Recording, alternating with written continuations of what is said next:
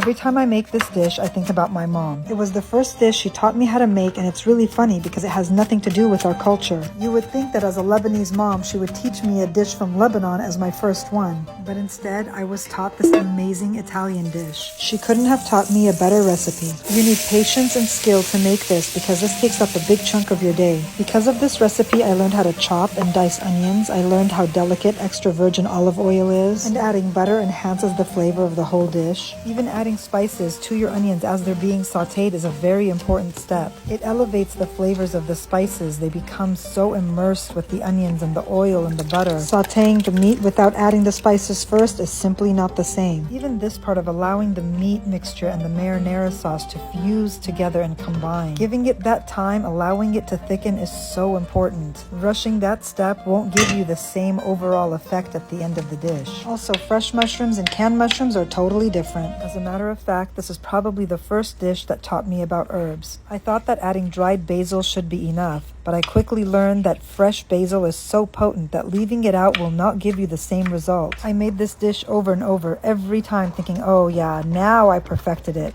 But every time I made it, I learned something new. I learned about new spices, a new technique. Even creating the layers was a skill. If I rushed through this part, then the final result felt like it had an element missing. Patience was an all-around skill that I needed to learn. Patience with myself because I gave myself such a hard time if a dish didn't come out the way I wanted it to. And patience with the dish, giving it enough time to do what it needs to do to combine the flavors. Adding cheese, what kind of cheese and how much cheese to put is a whole other thing that I had to learn. It was kind of like being in culinary school, but without the professionals there to teach you. There were plenty of times where I couldn't rely on my mom to tell me what to do. I had to figure things out on my own. I mean, there are plenty of cookbooks out there with amazing recipes, but we all know that reading about something and actually doing it are two completely different things. It's the doing part that hones in on our skills. So for me, making this one Italian dish actually taught me how to make so many others from different cultures, even from my own. Every recipe I make has a direct correlation to this first one that my mom taught me, and I will forever be grateful for that.